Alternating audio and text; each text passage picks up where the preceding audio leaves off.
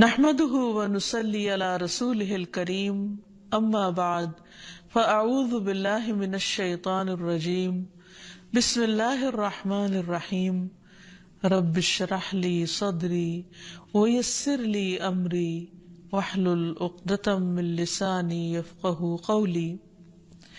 السلام علیکم ورحمۃ اللہ وبرکاتہ۔ ناظرین، پروگرام دعا کیجیے کے ساتھ آپ کی خدمت میں حاضر ہے۔ آج ہم انشاءاللہ آپ کے ساتھ نماز کی دعاؤں کے بارے میں گفتگو کریں گے۔ نماز اللہ سبحانہ وتعالیٰ کی عبادت کا بہترین طریقہ ہے۔ نماز میں انسان اللہ کا ذکر بھی کرتا ہے، اللہ سے دعائیں بھی کرتا ہے، اللہ سبحانہ وتعالیٰ کے سامنے عاجزی اور انکساری کا اظہار بھی کرتا ہے، رکوع اور سجدہ بھی کرتا ہے، اور اپنی حاجات بھی اللہ تعالیٰ کے سامنے پیش کرتا ہے۔ حقیقت یہ ہے کہ کائنات کی ساری چیزیں اللہ تعالیٰ کے آگے جھکی ہوئی ہیں، اس لیے انسان کے لیے بھی یہی بہترین ہے کہ وہ بھی اللہ تعالیٰ کے آگے جھک جائے، اور اس لیے بھی جھک جائے کہ نماز ایک فرض عبادت ہے۔ قرآن مجید میں اللہ تعالیٰ فرماتے ہیں وَمَا إِلَّا لِيَعْبُدُوا اللَّهَ مُخْلِصِينَ لَهُ الدِّينَ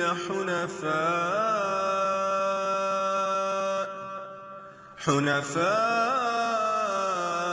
وَيُقِيمُوا الصَّلَاةَ وَيُؤْتُوا الزَّكَاةَ وَذَلِكَ دِينُ الْقَيِّمَةِ، اور انہیں اس کے سوا حکم نہیں دیا گیا کہ وہ اللہ کی عبادت کریں، اس حال میں کہ اس کے لیے دین کو خالص کرنے والے، ایک طرف ہونے والے، اور نماز قائم کریں اور زکوٰۃ دیں، اور یہی مضبوط ملت کا دین ہے۔ یعنی اصل دین یہی ہے کہ انسان کے اندر اخلاص ہو، انسان اپنے دل کو اللہ تعالیٰ کی طرف راغب کرے، اپنے باقی اعضاء کو نماز کی صورت میں، اور اپنے مال کو یعنی بدنی اور مالی عبادات اللہ سبحانہ وتعالیٰ ہی کے لیے خالص کر لے۔ پھر اسلام کا دوسرا بڑا رکن ہے نماز۔ اسلام کی بنیاد 5 چیزوں پر ہے، جن میں سب سے پہلے توحید ہے، اور پھر دوسرا ذکر نماز کا آتا ہے۔ نبی صلی اللہ علیہ وسلم نے بار بار اس کی تلقین فرمائی۔ ایک دیہاتی آپ کی خدمت میں حاضر ہوا اور عرض کیا، یا رسول اللہ صلی اللہ علیہ وسلم، اسلام کیا ہے؟ آپ نے فرمایا، دن رات میں 5 نمازیں پڑھنا۔ اس نے پوچھا، کیا ان کے علاوہ بھی مجھ پر کوئی نماز فرض ہے؟ آپ نے فرمایا نہیں۔ تو گویا یہ ایک بیسک منیمم ریکوائرمنٹ ہے کہ ہر انسان اپنے رب کے سامنے، یعنی ہر مومن اپنے رب کے سامنے دن میں 5 بار جھکے اور وقت کی پابندی کے ساتھ حاضری دے۔ پھر اسی طرح اللہ سبحانہ وتعالیٰ دن میں 2 بار فرشتوں سے بندوں کی نمازوں کی رپورٹ لیتے ہیں، خبر لیتے ہیں۔ رسول اللہ صلی اللہ علیہ وسلم نے فرمایا، تمہارے پاس دن اور رات میں فرشتے باری باری آتے ہیں، اور وہ نماز فجر اور نماز عصر میں جمع ہوتے ہیں۔ جو فرشتے رات کو تمہارے پاس رہیں وہ آسمان پر جاتے ہیں، تو ان کا رب ان سے پوچھتا ہے، حالانکہ وہ اپنے بندوں کا حال خوب جانتا ہے، کہ تم نے میرے بندوں کو کس حال میں چھوڑا؟ وہ کہتے ہیں، ہم نے اس حال میں چھوڑا کہ وہ نماز پڑھ رہے تھے، اور اس حال میں ان کے پاس پہنچے کہ وہ نماز پڑھ رہے تھے۔ تو اللہ سبحانہ وتعالی انسان سے کوئی رزق نہیں چاہتے، انسان سے تو اللہ سبحانہ وتعالی نے بندوں کو پیدا ہی اپنی عبادت کے لیے کیا ہے۔ وہ ان سے دنیا کا مال یا رزق نہیں چاہتے، وہ چاہتے ہیں کہ بندے اپنی بندگی کا ثبوت دیں، اور اس کے لیے وہ طریقہ اختیار کریں جو اللہ تعالیٰ نے خود ان کو اس کام کے لیے سکھایا ہے، یعنی نماز۔ پھر اس کے علاوہ یہ بات بھی یاد رہے کہ نماز صرف ایک فریضہ ہی نہیں، یا نماز صرف اللہ سبحانہ وتعالیٰ کا حکم ماننا ہی نہیں، بلکہ نماز انسان کے گناہوں کی آگ کو بجھانے کا کام بھی دیتی ہے، یعنی خود انسان کے لیے پیوریفیکیشن اور تزکیہ کا کام کرتی ہے اور اس کو برے انجام سے بچاتی ہے۔ رسول اللہ صلی اللہ علیہ وسلم نے فرمایا، جب ہر نماز کا وقت شروع ہوتا ہے تو ایک منادی کو بھیجا جاتا ہے، یعنی جو آواز لگاتا ہے، وہ یوں اعلان کرتا ہے، آدم کے بیٹو اٹھو اور اس آگ کو بجھاؤ جو تم نے اپنے نفسوں کے لیے جلائی ہے۔ تو وہ کھڑے ہوتے ہیں اور وضو کرتے ہیں تو ان کی آنکھوں سے گناہ جھڑ جاتے ہیں، اور جب وہ نماز پڑھتے ہیں تو اس اور سابقہ نماز کے درمیانی وقفے میں ہونے والے گناہ بخش دیے جاتے ہیں۔ پھر وہ لوگ گناہ کر کے آگ جلاتے ہیں۔ جو ہی ظہر کی نماز کا وقت ہوتا ہے تو اعلان کرنے والا اعلان کرتا ہے، بنو آدم اٹھو اور اس آگ کو بجھاؤ جو تم نے اپنے نفسوں کے لیے جلائی ہے۔ اور یہ اعلان سن کر وہ کھڑے ہوتے ہیں، وضو کرتے ہیں، نماز پڑھتے ہیں، تو اس نماز اور سابقہ نماز کے مابین ہونے والے گناہ بخش دیے جاتے ہیں۔ اور اسی طرح باقی تمام نمازوں کے وقت بھی ایسا ہی ہوتا ہے۔ پھر یہ بھی یاد رہے کہ قیامت کے دن انسان سے سب سے پہلا سوال نماز کے بارے میں ہوگا۔ حدیث میں آتا ہے کہ اللہ تعالیٰ فرشتوں سے فرمائے گا، حالانکہ وہ خود ہی خوب جاننے والا ہے، کہ میرے بندے کی نماز دیکھو کہ کیا اس نے اس کو پورا کیا ہے یا اس میں کوئی کمی ہے۔ چنانچہ اگر وہ کامل ہوئی تو پوری کی پوری لکھ دی جائے گی، اور اگر اس میں کوئی کمی ہوگی تو اللہ تعالیٰ فرمائے گا، دیکھو کیا میرے بندے کی کچھ نوافل بھی ہیں، یعنی فرض کی کمی نوافل سے پوری کی جائے گی۔ اگر نفل ہوں گے تو اللہ تعالیٰ فرمائے گا، میرے بندے کے فرضوں کو اس کے نفلوں سے پورا کر دو۔ پھر اسی انداز سے دیگر اعمال لیے جائیں گے۔ پھر اسی طرح یہ ہے کہ باقی اعمال کی درستگی کا انحصار بھی نماز کی درستگی پر ہے، کیونکہ نماز میں انسان دراصل اللہ سبحانہ وتعالیٰ کے حضور حاضر ہوتا ہے اور اس بات کا وعدہ کرتا ہے کہ ایاک نعبد، صرف تیری ہی ہم عبادت کرتے ہیں۔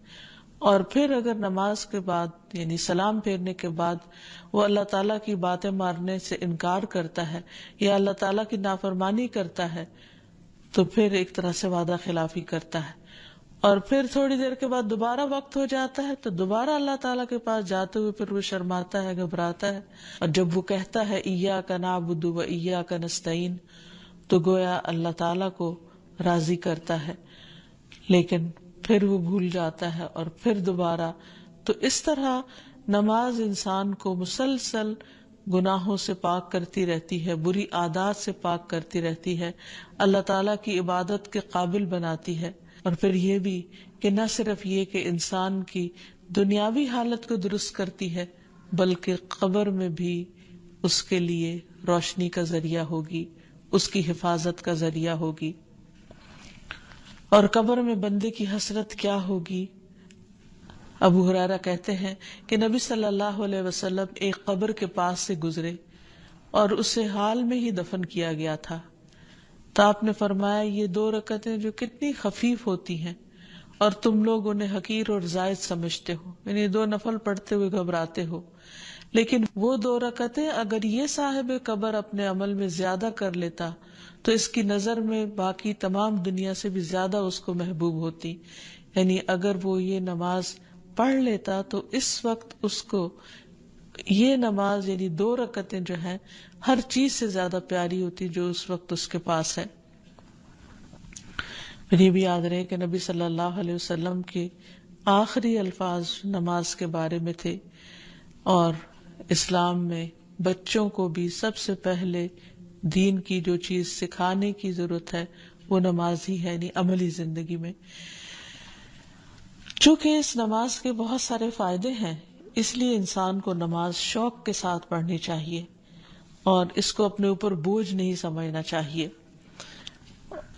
نماز اللہ سبحانہ وتعالیٰ کی رحمت کا ذریعہ ہے۔ اللہ تعالیٰ فرماتے ہیں وَأَقِيمُوا الصَّلَاةَ وَآتُوا الزَّكَاةَ وَأَطِيعُوا الرَّسُولَ لَعَلَّكُمْ تُرْحَمُونَ، نماز قائم کرو، زکوٰۃ ادا کرو، رسول کی اطاعت کرو تاکہ تم پر رحم کیا جائے۔ نبی صلی اللہ علیہ وسلم نے فرمایا جب تم میں سے کوئی شخص نماز کے لیے کھڑا ہوتا ہے تو اللہ تعالیٰ کی رحمت اس کی طرف متوجہ ہوتی، یعنی وہ رحمت کا مستحق ہو جاتا ہے، اور ایسے بندے سے اللہ سبحانہ و تعالیٰ خوش ہوتے ہیں، کیونکہ ایسے لوگ اللہ تعالیٰ کو راضی کرنے کے لیے دوڑ دھوپ کر رہے ہوتے ہیں۔ فرمایا جو مسلمان مرد نماز اور ذکر کے لیے مسجدوں میں پابندی سے حاضر ہوتا ہے، اللہ تعالیٰ اس سے ایسا خوش ہوتے ہیں جس طرح مسافر کے گھر والے اس کے گھر واپس آنے پر خوش ہوتے ہیں۔ یعنی ایک شخص لمبے طویل سفر کے بعد جب گھر لوٹتا ہے تو گھر والوں کی خوشی کا ٹھکانہ نہیں ہوتا۔ تو اسی طرح جب ایک بندہ اپنے دنیا کے کام کاج چھوڑ کر مسجد میں حاضری دیتا ہے تو اللہ سبحانہ و تعالیٰ بھی اس سے اسی طرح خوش ہوتے ہیں۔ پھر اسی طرح خصوصی طور پر جو شخص فجر کی نماز پڑھتا ہے وہ اللہ کے ذمے میں آ جاتا ہے، اللہ تعالیٰ کی پناہ میں آ جاتا ہے۔ رسول اللہ صلی اللہ علیہ وسلم نے فرمایا جس نے صبح کی نماز پڑھی وہ شام تک اللہ کے ذمے میں ہے۔ پھر اسی طرح ایسا شخص فرشتوں کی دعائیں پاتا ہے۔ رسول اللہ صلی اللہ علیہ وسلم نے فرمایا جب کوئی شخص نماز کے بعد اپنی جائے نماز پر بیٹھا رہتا ہے تو فرشتے اس پر صلاۃ پڑھتے رہتے ہیں، اور فرشتوں کی صلاۃ کیا ہے؟ اللہم اغفر لہ، اللہم ارحمہ، اے اللہ تو اسے بخش دے، اے اللہ تو اس پر رحم فرما۔ تو اس سے یہ بھی پتہ چلتا ہے کہ نماز کا سلام پھیرتے نہیں اٹھ جانا چاہیے، بلکہ اپنی جگہ پر بیٹھ کر دعا کرنی چاہیے، ذکر کرنا چاہیے، اور خاص طور پر اگر ایک نماز کے بعد دوسری نماز کا انتظار کرنا پڑے تو اس سارے وقت میں، اس سارے عرصے میں ایسا شخص فرشتوں کی دعائیں لیتا رہتا ہے۔ پھر اسی طرح یہ ہے کہ نماز سے انسان کے گناہ جھڑتے ہیں، اس کے بوجھ ہلکے ہوتے ہیں، اور پھر انسان کو پاک کرنے کا ذریعہ بنتی ہے۔ رسول اللہ صلی اللہ علیہ وسلم نے فرمایا جب بندہ وضو کرتا ہے اور کامل وضو کر کے نماز شروع کرتا ہے اور کامل یعنی مکمل نماز پڑھتا ہے تو اپنی جگہ سے ایسے نکلتا ہے جیسے ماں کے پیٹ سے وہ اپنے تمام گناہوں سے پاک ہو چکا ہوتا ہے۔ ویسے بھی آپ صلی اللہ علیہ وسلم نے ایک مشہور اگزامپل میں یہ سمجھایا کہ کیا تم میں سے کسی شخص کے دروازے پر اگر نہر ہو اور وہ دن میں 5 مرتبہ اس میں نہائے تو اس کے جسم پر کوئی میل کچیل باقی رہے گا؟ تو لوگوں نے عرض کیا کہ ہرگز نہیں۔ تو آپ نے فرمایا جو شخص 5 نمازیں پڑھتا ہے تو اس پر بھی کسی قسم کے گناہ باقی نہیں رہتے۔ آپ نے ایک اور جگہ پر یہ بھی فرمایا کہ مسلمان بندہ جب اللہ کی رضا حاصل کرنے کے لیے نماز پڑھتا ہے تو اس کے گناہ اسی طرح جھڑ جاتے ہیں جیسے اس درخت کے یہ پتے جھڑتے ہیں، یعنی جو خزاں کے موسم میں درختوں سے پتے جھڑتے ہیں تو کچھ بھی باقی نہیں رہتا، اسی طرح نماز کے ساتھ سارے گناہ ایسے صاف ہوتے ہیں کہ کچھ بھی اس کے اوپر بوجھ باقی نہیں رہتا۔ پھر اسی طرح انسان کی برائیاں دور ہو جاتی ہیں، بری عادات دور ہوتی ہیں، دنیا اور آخرت میں انسان کو نور نصیب ہوتا ہے، کیونکہ نبی صلی اللہ علیہ وسلم نے فرمایا کہ الصلاۃ نور، نماز نور ہے، انسان اس سے راحت اور سکون پاتا ہے۔ نبی صلی اللہ علیہ وسلم جب پریشان ہوتے تو حضرت بلال کو کہتے کہ یا بلال نماز قائم کرو، یعنی اذان دو اور مجھے راحت پہنچاؤ۔ آپ نے اسے اپنی آنکھوں کی ٹھنڈک قرار دیا۔ پھر اسی طرح قرآن مجید سے یہ بھی پتہ چلتا ہے کہ نماز انسان کو برائیوں اور بے حیائیوں سے بھی روکتی ہے۔ اللہ تعالیٰ فرماتے ہیں ان الصلاۃ تنہی عن الفحشاء والمنکر، کہ نماز انسان کو بے حیائی اور برائی سے روکتی ہے۔ وَلَذِكْرُ اللَّهِ اکبر، اور اللہ کا ذکر یقیناً سب سے بڑا ہے۔ وَاللَّهُ يَعْلَمُ مَا تَصْنَعُونَ، اور اللہ خوب جانتا ہے جو تم کرتے ہو، یعنی جو بھی تمہارے اعمال ہیں ان سے خوب واقف ہے۔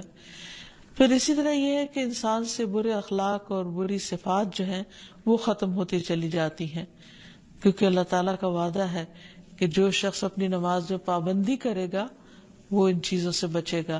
ان الانسان خلق ہلوعا اذا مسہ الشر جزوعا واذا مسہ الخیر منوعا الا المصلین الذین هم علی صلاتهم دائمون۔ بلا شبہ انسان تھوڑ دلا بنایا گیا ہے، جب اسے کوئی تکلیف پہنچتی ہے تو گھبرا اٹھتا ہے، جب اسے مال ملتا ہے تو بخیل بن جاتا ہے، سوائے نماز ادا کرنے والوں کے جو اپنی نماز پر ہمیشگی اختیار کرتے ہیں، یعنی ایسے لوگ پھر ان برائیوں سے بچ جاتے ہیں۔ پھر اسی طرح روزمرہ زندگی میں پیش آنے والے جو فتنے ہیں ان کا کفارہ بھی نماز بنتی ہے. پھر اسی طرح قیامت کے دن برہان اور نجات کا ذریعہ بنے گی نماز. اور جو شخص نمازیں ضائع نہ کرے اس سے جنت کا وعدہ کیا گیا ہے. رسول اللہ صلی اللہ علیہ وسلم نے فرمایا اللہ نے اپنے بندوں پر 5 نمازیں فرض کر دی ہیں. جو شخص انہیں اس طرح ادا کرے کہ ان میں سے کسی چیز کو ضائع نہ کرے اور نہ ان کا حق معمولی سمجھے تو اللہ تعالیٰ کا وعدہ ہے کہ اسے جنت میں داخل کرے گا. اور جو انہیں اس طرح ادا نہ کرے تو اس سے اللہ تعالیٰ کا کوئی وعدہ نہیں، چاہے تو سزا دے چاہے تو معاف کر دے. اس لیے نماز کے سلسلے میں یہ بات بھی یاد رہے کہ انسان نماز کو صحیح طریقے پر ادا کرے، یعنی پورے آداب، شرائط اور سنن واجبات کی پابندی کرتے ہوئے. اور اگر انسان نماز کی طرف راغب نہیں ہوتا تو اس سے انسان کا بہت بڑا نقصان ہو جاتا ہے.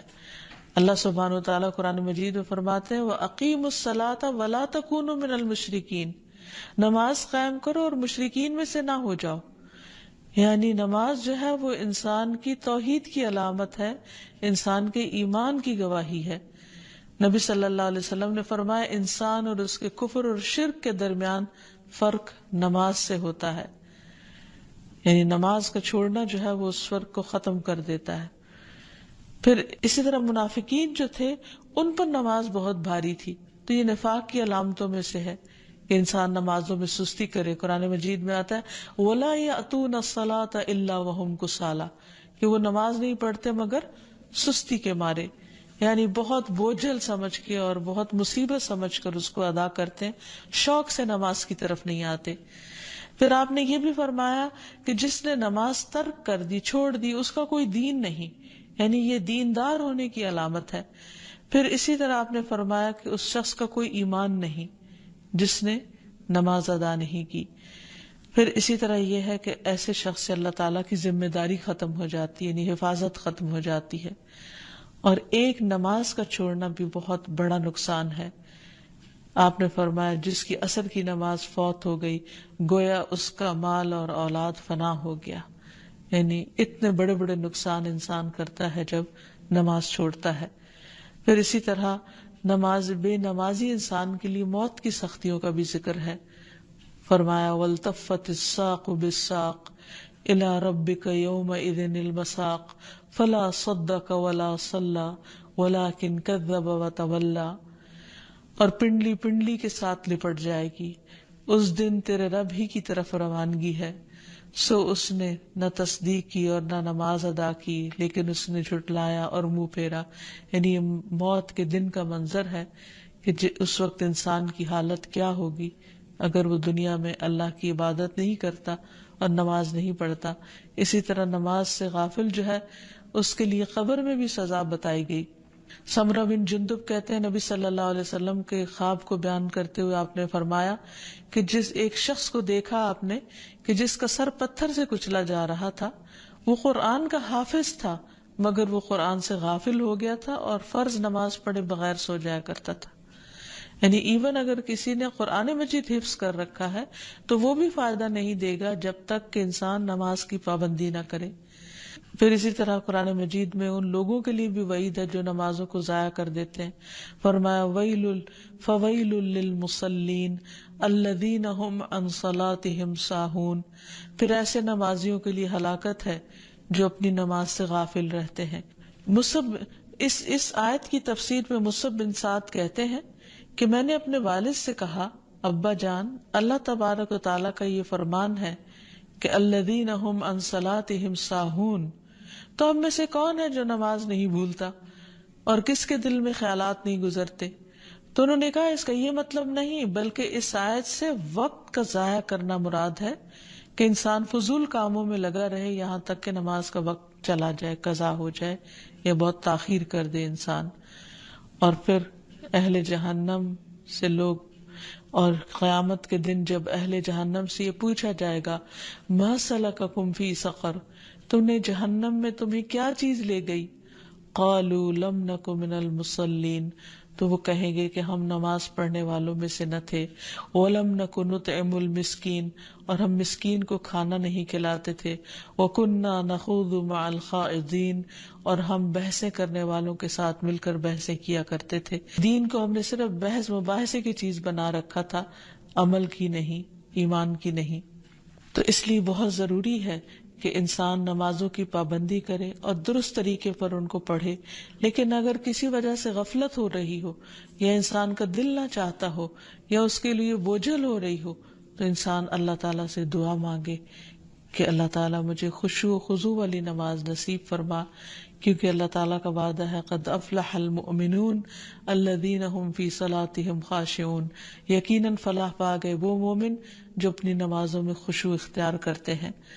اور پھر یہ دعا بھی پڑھتا رہے، رب اجعلنی مقیم الصلاۃ ومن ذریتی ربنا وتقبل دعا، اے میرے رب مجھے بھی اور میری اولاد کو بھی نماز قائم رکھنے والا بنا، اے پروردگار میری یہ دعا قبول فرما لے.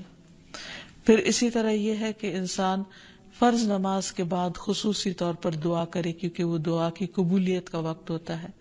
پھر ہر نماز کے بعد تسبیحات فاطمہ پڑھے، 33 بار سبحان اللہ، 33 بار الحمدللہ اور 34 بار اللہ اکبر. پھر معوذات یعنی سورۃ الاخلاص، سورۃ الفلق، سورۃ الناس پڑھے. پھر آیت الکرسی پڑھے. پھر نبی صلی اللہ علیہ وسلم کی سکھائی ہوئی دعائیں، اللہم انت السلام ومنک السلام تبارکت یا ذا الجلال والاکرام، اے اللہ تو سراپا سلامتی ہے، تجھی سے سلامتی حاصل ہوتی ہے، تو بڑی برکتوں والا ہے، اے جلال اور اکرام والے.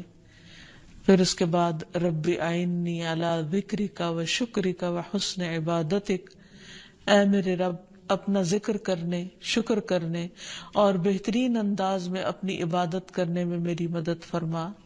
پھر اللہم اغفر لی ما قدمت وما اخرت وما اسررت وما اعلنت وما اسرفت وما انت اعلم به منی انت المقدم وانت المؤخر لا الہ الا انت. اے اللہ میرے سب گناہ اور میرے سب خطائیں معاف کر دے، جو میں پہلے کر چکا اور جو میں نے بعد میں کی، جو چھپے ہوئے کی اور جو ظاہر میں کی، جو میں حد سے بڑھا رہا اور جن کے بارے میں تو مجھ سے زیادہ باخبر ہے. تو ہی نیکی اور خیر میں آگے کرنے والا اور پیچھے کرنے والا ہے، تیرے سوا کوئی معبود نہیں. پھر اسی طرح لا الہ الا اللہ وحدہ لا شریک لہ لہ الملک ولہ الحمد وہو علی کل شیء قدیر. اللہم لا مانع لما اعطیت ولا معطی لما منعت ولا ينفع ذا الجد منک الجد. اللہ کے سوا کوئی معبود نہیں، وہ تنہا ہے، اس کا کوئی شریک نہیں، بادشاہت اسی کے لیے ہے اور اسی کے لیے تمام تعریفیں ہیں، اور وہ ہر چیز پر قدرت رکھنے والا ہے. اے اللہ جو کچھ تو نے دیا ہے اس سے کوئی روکنے والا نہیں، اور جو کچھ تو نے روک دیا اس سے کوئی دینے والا نہیں، اور کسی مالدار اور نصیبہ ور کو تیرے بارگاہ میں اس کا مال فائدہ نہیں پہنچا سکتا. پھر ایک اور دعا ہے جو نبی صلی اللہ علیہ وسلم نماز کے بعد پڑھا کرتے تھے، ہمیں بھی اس کی پابندی کرنی چاہیے. اللہم انی اعوذ بک من عذاب القبر، اللہم انی اعوذ بک من عذاب النار، اللہم انی اعوذ بک من الفتن ما ظہر منہا وما بطن، اللہم انی اعوذ بک من فتنة الاعور الکذاب. اے اللہ میں عذاب قبر سے تیری پناہ میں آتا ہوں، اے اللہ میں عذاب جہنم سے تیری پناہ میں آتا ہوں، اے اللہ میں ظاہری اور باطنی فتنوں سے تیری پناہ میں آتا ہوں، اور اے اللہ میں اس کان دجال کے فتنے سے تیری پناہ میں آتا ہوں جو بہت بڑا کذاب ہوگا. تو دعا ہے کہ اللہ سبحانہ وتعالی ہمیں نماز کی حکمتوں اور فائدوں کو سمجھنے کی توفیق دے، نماز کی پابندی کی توفیق عطا فرمائے، اور قبولیت والی نمازوں کی توفیق عطا فرمائے جن میں خشوع و خضوع ہو، اللہ کی یاد ہو، اور پھر نماز کے اندر اور نماز کے باہر بہترین اذکار کرنے کی توفیق عطا فرمائے. اللہ سبحانہ وتعالی ہم سب پر اپنی رحمت نازل کرے. وآخر دعوانا ان الحمد للہ رب العالمین. السلام علیکم ورحمۃ اللہ وبرکاتہ.